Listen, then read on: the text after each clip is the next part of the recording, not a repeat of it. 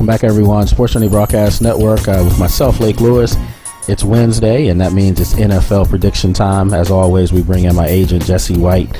And over the last few weeks, Jesse's done a great job being one game behind me. So this week's picks are going to be imperative on who gets the lead and keeps the lead as we start to get towards the halfway mark of the season. We're going into week 6, and if you think about what's going on right now with our predictions, it's hard for either one of us to get a gain on this because you always pick the same things that I pick, or maybe have one difference, and I'm sure it's going to be the same thing this week.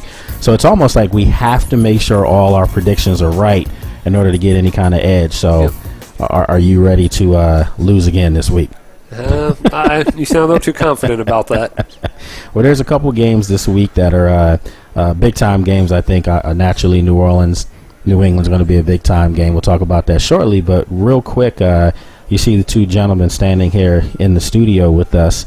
We have Simon Roberts. He's the owner and founder of Optimal Fitness, located in Reston, Virginia, head coach of the Reston Raiders. You can also go to their website at optimalfitness.com. And then the other guy you see over there really needs no introduction, Tommy Lovelace.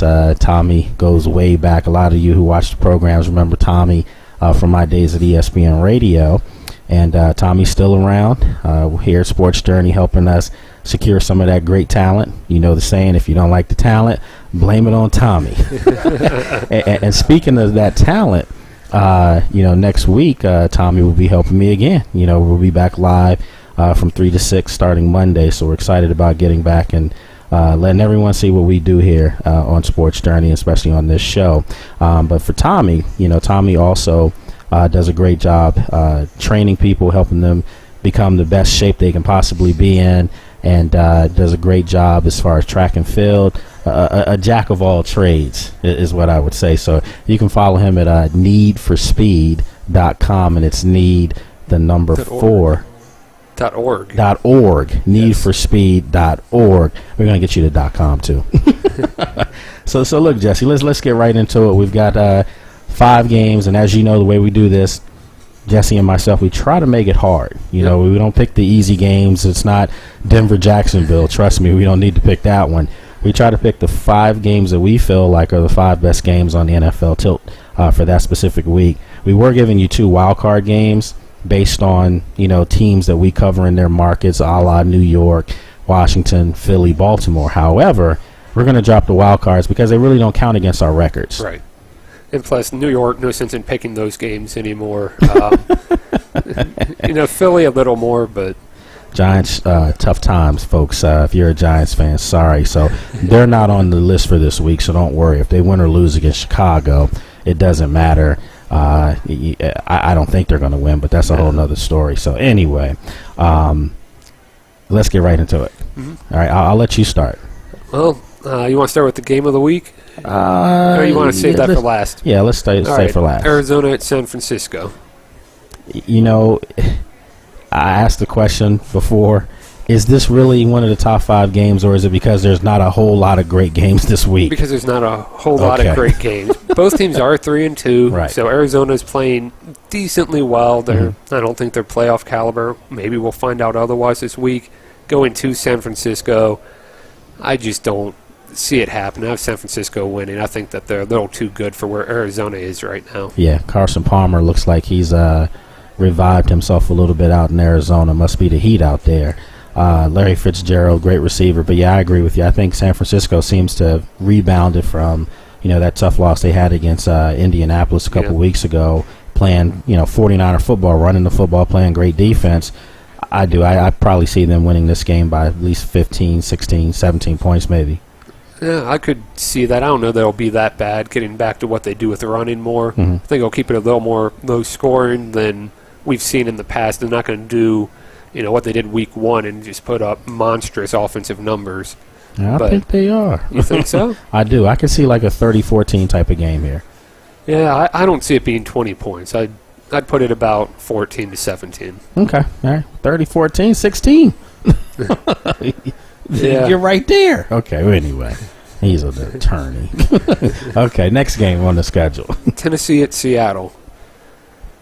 Which, yeah, that's not. I don't know. Record-wise, Tennessee's playing pretty well. They're 3-2. They play Kansas City tough. They did. All of their games, I think they've allowed more than 20 points twice in the first 5, so they're playing pretty good defense, which I think will keep them in the game a little bit more at Seattle.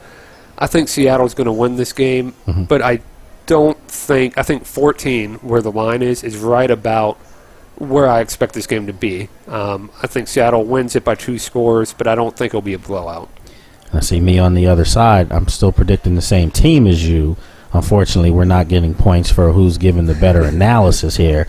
But I actually think that Seattle's going to beat up on Tennessee because Tennessee loses Jake Locker. And no offense to, Fitzpatrick. It's not a bad situation for Tennessee in the sense that he does have some experience as a starter coming from Buffalo, but he's not Jake Locker. No. And this is a game that a couple weeks ago would have looked nice for Jake Locker going back to Washington, where he played in college. Right. It would have been a whole nother fanfare there, but it's not the same. And I do think that Seattle right now, they're coming off a tough loss too against Indianapolis. Whole nother team at home. I actually could see this game getting pretty ugly. I would not be surprised if Seattle doesn't put 40 points plus on Tennessee this week. The reason I'm saying 2 scores, not because I think Tennessee will score all that much, but I think their defense is going to hang pretty tough. All right, so we still predicted Seattle, so we're in agreement on that. Next game up, Green Bay at Baltimore. Now this is where we're going to differ. Yep, most likely. I know that you are sold on your Ravens. I still don't feel like I know who they are. I'm picking Green Bay in this. You know exactly what you're going to get with Green Bay. On the road, they're not as good as at home, granted, but you know exactly who that team is. Baltimore, I thought we had figured it out in weeks 2, 3, 4, but I'm not sold on what's actually going on there. Are they a running team? Are they a passing team? If they're a passing team, who are their receivers? And I don't know. I'm just not sold on what they're doing out there right now, so I'm taking Green Bay, an established team who at least has an identity right now. Okay, and that's the exact reason why I'm taking Baltimore. Because you just hit it on the head. You don't know what Baltimore is, but what you do know that they are is a great home team. They are. And we know Green Bay is not a great road team. They're coming east as well. And there's something to be said about teams coming from Midwest and West to the east for 1 o'clock games. So, I'm looking at this as the Ravens, again, have an opportunity to show people that they're not, dead and in the water. They could be 4-2 after this game. I actually take them to win this game, and believe it or not, big for the Ravens isn't 14, 20 points because their style of play, but I can see them winning this game by 10-plus points. I think Green Bay's a little more desperate when you look at the divisions. The way Chicago's playing, the way Detroit's playing. Yeah. They really need this game. Hey, Minnesota's got Josh Freeman now. Yeah, well, he might be able to do something with a few more weapons. You put Adrian Peterson taking a lot of the pressure off. Granted, he had Doug Martin in Tampa Bay, but I do think he would be an upgrade for them in Minnesota. So that's tough for me to say as a Florida State fan that Christian Ponder would be well replaced. I think they'll do better.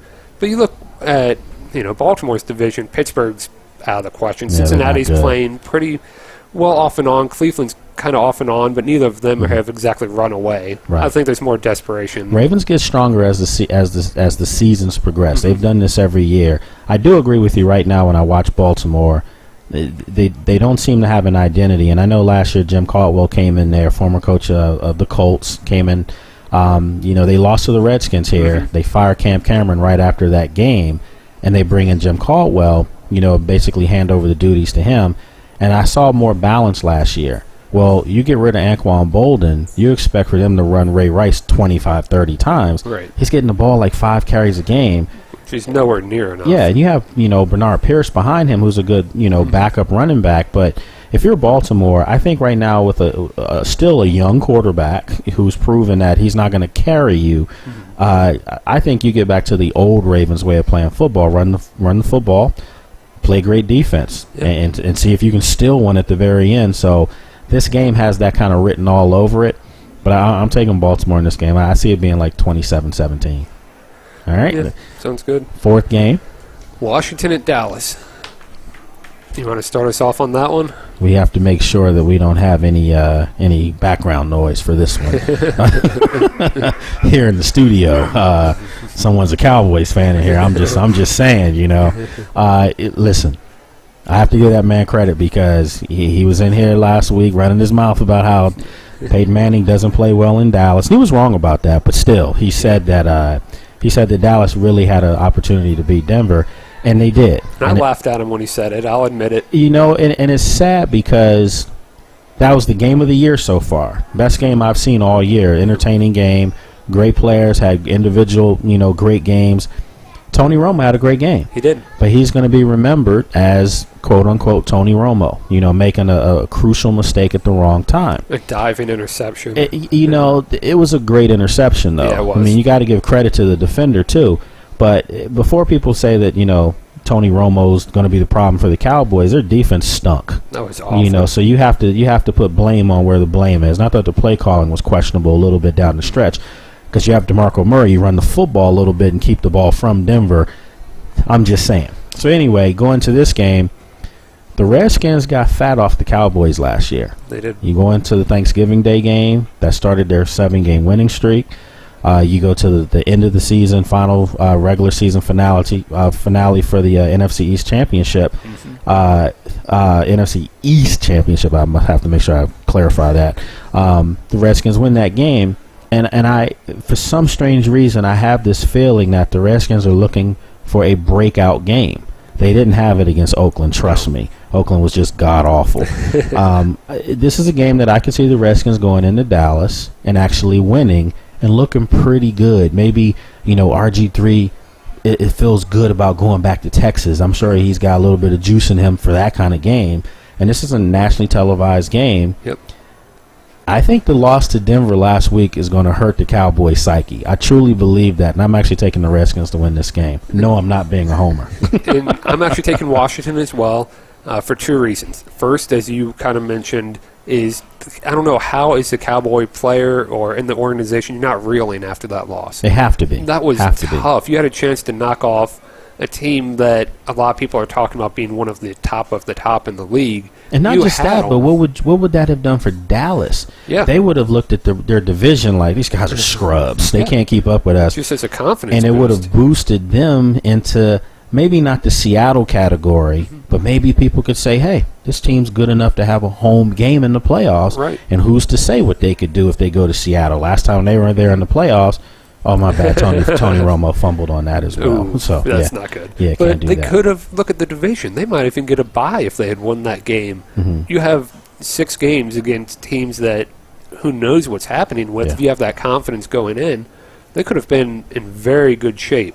And instead, you lose a game that really shouldn't be too big of a surprise. You're supposed to lose it, but the fact that you could have won it, and you wonder in the locker room, as good of a game as Romo had, I was watching the game wondering I already know where you're going. when Romo was going to give the other team a chance.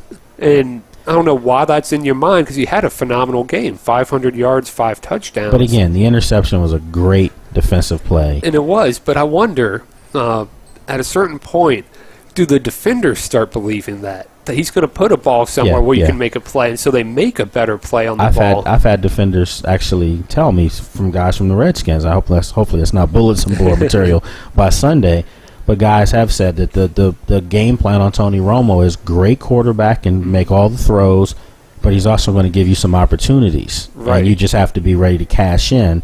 And Denver did, obviously, and cost Dallas the game.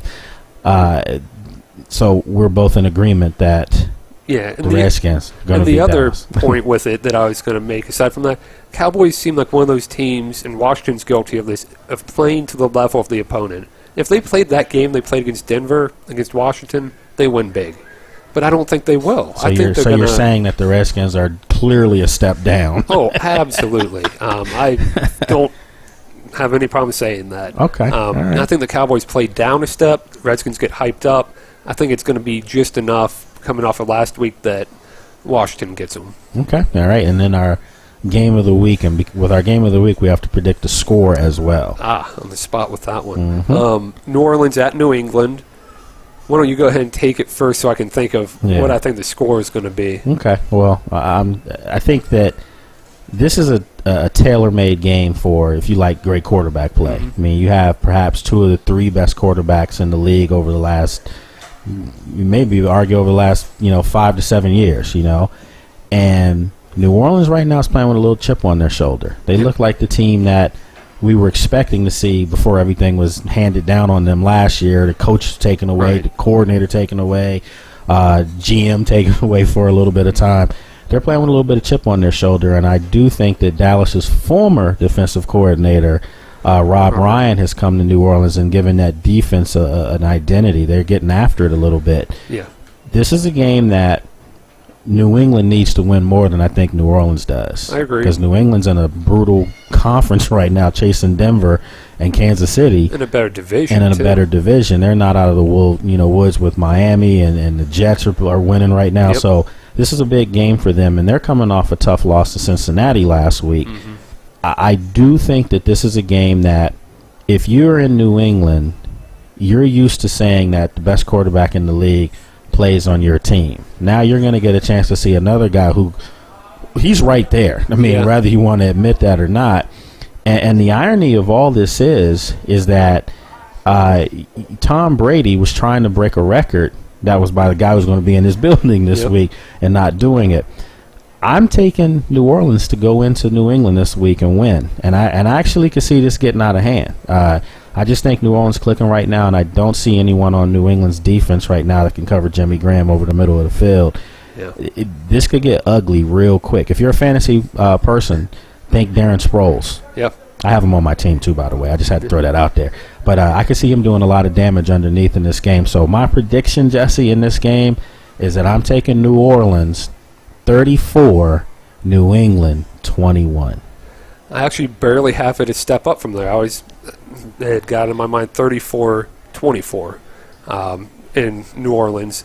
And, Sproles is, I think he's having a great year in large part because of what Graham's doing. Who's going to be covering Graham? Usually you have to put a little more size on him with a linebacker. If a linebacker drops in coverage on him, who's watching the running backs out of the backfield then? Because then you usually have linebackers covering both. I still say this. No offense to Darren Sproles, but I still keep in my mind for some reason thinking, can you imagine if Reggie Bush was still in New Orleans? How potent that offense is already great. Yeah. No offense to Darren Sproles, because they were there at the same time, actually. But that's like saying, with Peyton Manning, it's no offense that you want to bring Peyton Manning, and he's just a step above so many other people. So, it's not a knock on Sproles. It's just Bush is a different animal. That could have been ugly. So, we gave you our picks. Only difference is you have Green Bay, you have Baltimore. And I have Baltimore. And we all know Lake Stradamus gets those normally right. So, we'll find out. If you win, if you go 5-0, and I lose one game, we're tied. Yep. It's not going to happen. Hey, the only thing I need to change, if Green Bay beats Baltimore, that could be my only win of the week, and I'd still be tied with you. Well, regardless of what happens, we both won't go 2-3 like somebody else did in this room. Yeah. But that's a whole nother story for a whole nother day.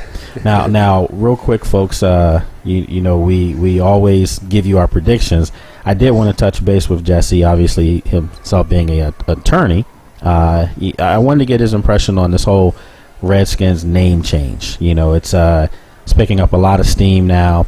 I've been very candid in the past about I don't think the name should be changed. I didn't see the big fuss. But having had time to think about it and really absorb what's going on, if it's not changed, I think something could be rectified by just incorporating some way, somehow, Native Americans into the fabric of the Redskins. Maybe it's something where you let them have history lessons or something at the stadium. I don't know. But what I'm saying is if you are going to use the name and fight for the name, you have to acknowledge those people. And I think that's why it works at Florida State. Yep. It works in Atlanta. I mean, they do different things with different tribes. I've never seen that at FedEx Field. No. Never. No.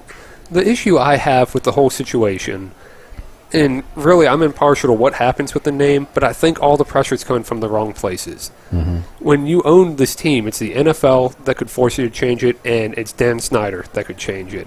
All the government interference and all of this other stuff, it has no place, in my opinion, in the realm of sports. What about the public outcry as far as fans? And that's valid to a point.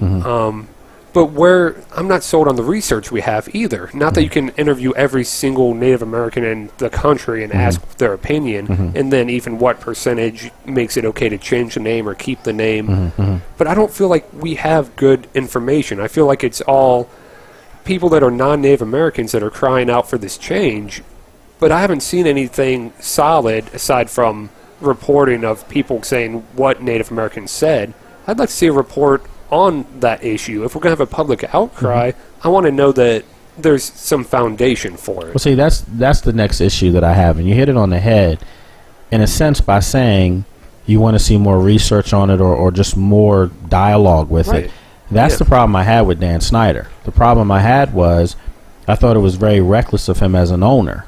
I mean, we both own our own businesses. You cannot say, put anything in caps or whatever, I'm not doing it, without having really had a dialogue with those people. And you can use, publicists and spokesmen all you want, but you're the owner. And if you're the one that's saying you're not going to change it, be based on the fact that, when you were younger, you were at the games with your father and all it, who cares about all of that? The bottom line is, if you're going to 81-year history of the Redskins, you can't just talk about the Super Bowls. You've also got to talk about the fact that this organization was the last organization in the NFL to integrate. You've got to talk about the fact that the owner of the Redskins, the first owner, George Preston Marshall, was a renowned racist. And he verbatim out of his own mouth said he will never have black players on his team. With that said, everything's not gravy with the history of the team. And hence, that's how this name came up. The name was a mockery when it came up. It was not about a warrior, a glorified warrior. It was, some rich person's mind, cowboys and Indians. That's what it was. There's a group of people that feel like it's insensitive. Am I saying the Redskins need to change their name? I don't think they have to change their name. And I'm not talking about from the legal fabric. I'm talking about if you did something to honor people, don't say we're honoring them. There's nothing you're doing that's honoring Native American Indians because you're not incorporating them in anything. If you're saying you're honoring them, you're definitely not winning Super Bowls, so you're not honoring them by winning. And I'm not trying to pile on here. I'm just saying, bring them in, talk to them. If you want to have placards around the stadium that talk about the history of Native Americans, do something to make their cause or make their culture more visible, as opposed to just having fans wearing paint on their face and not knowing what that's for. And that's a conversation you could have with whoever it is you would meet with. I don't know who it would be or how you would find a good sample size of Native Americans to bring in. Conversation of what could possibly make it better. Because another issue I have is if you polled most people nowadays in the general public, not Native American, and you hear Redskin, what does Redskin mean to you? I bet you almost everyone's going to say the football team. I'm pretty sure that's what the answer would be. And right or wrong, I think the meaning of that word can change over time. And what it may have meant before isn't necessarily what it means in a lot of people's minds today, but it's in the minds of people that may not be as important as the people it might offend. But without having that conversation, how do you know if the meaning has reached a point where it's not offensive or it's only offensive to a couple people? It's just, I think all the wrong people have been being talked to. I think the wrong people are being involved, and it needs to go down to having that conversation with the right people. Let me throw this one scenario at you. We don't really hear this public outcry in Kansas City with the Chiefs, in Florida State with the Seminoles, in Atlanta, with the Braves. All those names that are mentioned there are honorable names. Braves. The Seminoles are a tribe, and that's where they're playing, literally. The Chiefs. If the name is derogatory, but Indians come out and say, you know what, we're not telling you to change the logo, we're just asking you to change the name. Could you swallow and be okay with Warriors or something like that, and you still keep everything, colors, logo, you just changed the name. Right. Yeah, my thing is, whatever they do, I don't even view it as my issue in any way, shape, or form. I like the term Redskins. That's the team. But if they were to change it, really, if I want them to change it or I didn't, it doesn't make a difference. It's not my team to change the name. It's Dan Snyder's. And at the end of the day, it's him that needs to make the decision, or the NFL as a whole has to make that decision for him. Do you think it's too easy to say, no, you're not going to change it, though? Because you remember with the Bullets, they changed their name to the Wizards, which I think is an absolutely abysmal name. Hopefully they don't take my credential. But the Bullets, to me, I thought was a great name. However, if you lived in this town and, during that time frame, you understand why. And on top of that, it wasn't necessarily just about the city. It was the fact that, if I'm not mistaken, I hope I don't butcher the story, but Abe Poland was close friends with Rabin, who was the, Prime Minister of Israel, who was assassinated. So having to deal with that, and then having to see his own city be known as the murder capital of the world, the name was insensitive to a lot of people. It just, harnessed bad feelings. So they changed it, and they made it more of they went from something hard to something very fluffy and fairy tale-ish. But they did it. And I always say this. I give people more credit for doing something that some people didn't want them to do than it is for people to say they're never going to do something without even looking into it. Yeah, it's tough to make that statement. A quick caveat, my undergrad, Gettysburg, their mascot's the Bullets as well, which is kind of interesting given the battlefield right there in Gettysburg.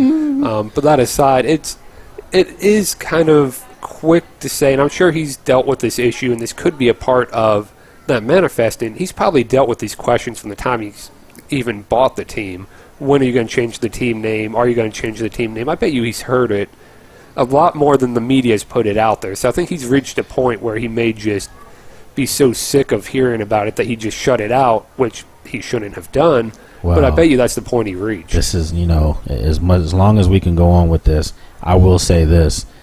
The name Bullets doesn't represent a group of people. No. It represents something that's used.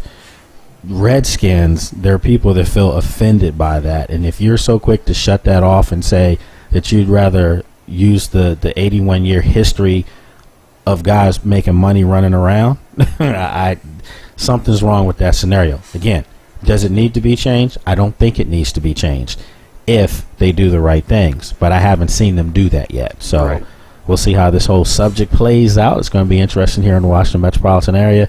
Lots of Redskins fans naturally want the team names, to stay the same. But I always ask a Redskins fan, is that because you want to sing the fight song and I have to learn new words? If that's what it's about, then something's wrong with that picture there. There's only one word in the fight song that'd have to change anyway. Because his first line hailed to the Redskins. So it could be held to the Warriors. Hail victory, braves on the held to the riverboats, held to the Bulldogs. It's one word. And if that one word makes you think that a whole tradition of fans and grandparents going to see the team play, that has nothing to do with that. You're talking about something that's insensitive to a lot of people. So I'm on the fence on this. I do think if the Redskins don't do anything, they should change it. But if they do reach out and try to do the right things by Native Americans, keep the name and fight for it if that's what you want to do. So yeah, I'm all about procedure. Follow the procedure appropriately. Do things the way it should. If name changes, it has to be Snyder, the NFL doing it, not any kind of government intervention or anything along those lines. It needs to be done proper procedure. All right. Well, look, folks, long segment there, but we had to get all this stuff in. And remember, coming up Monday, 3 to 6, you'll see me live right here, sportsjourney.com. Have a good one.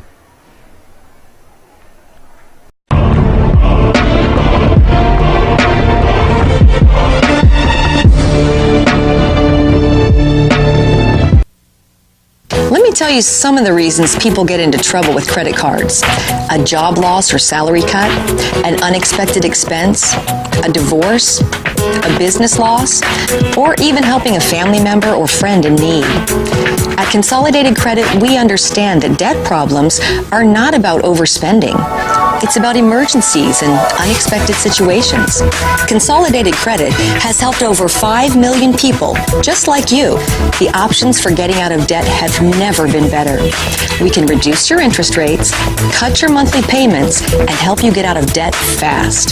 The time to call Consolidated Credit is now. There are a lot of ways to get into trouble with debt. There's only one trusted way to get out: Consolidated Credit. When debt is the problem, we are the solution. Call Consolidated Credit now. Call toll-free 1-800-426-6016. That's 1-800-426-6016. Call now. If you're disabled and unable to work, pay attention to the following message. If you're one of the millions of Americans who are disabled and unable to work, you may be entitled to disability benefits through Social Security. Receiving benefits is your right if you suffer from a physical or mental disability. Whether you're applying for the first time or you've already been denied, we can help. You'll be matched up with an advocate who will evaluate your situation, handle your application, deal with Social Security for you, and handle all appeals. Best of all, there's no fee until you receive your benefits. To get started, call the number on your screen now. And keep in mind, there are a vast number of conditions that make you eligible for disability benefits and dozens of additions that you may not be aware of. So if you're disabled and unable to work, call the Citizens Disability Helpline today for a free, no-obligation consultation. Call 1-800-735-0219. Call now. Health Insurance Update. This just in for all uninsured Americans with or without pre-existing conditions. The recent health care bill will not take effect until at least 2014, leaving families and individuals lacking health insurance with no immediate solution to their concerns. Meanwhile, medical problems continue to be the #1 cause of bankruptcies. Here's the good news. A health insurance hotline has been established to provide affordable health insurance for all uninsured Americans, and yes, uninsured Americans with pre-existing conditions. Call the number on your screen now, and in less than 10 minutes, you could receive a choice of affordable plans from the Hotline Network. This is not a discount card. You will have access to doctors, hospitals, dental care, infant care, and emergency services. Call the Health Insurance Hotline now and get you and your family covered today. Call 800-794-1817. That's 800-794-1817. Call now.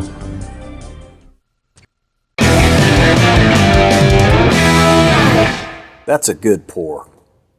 Frosty glass, perfect amount of foam. Thanks, Coach. How's your Bloody Mary? Spicy. Wings? Always fresh, never frozen. All right. Who's the primary on Spider 2Z Snag? It's the fullback out of the backfield. If he gets jammed, I'm hitting the flanker on a curl route. You're good. I know. Huddle up at Hooters. Why would you go anywhere else, man?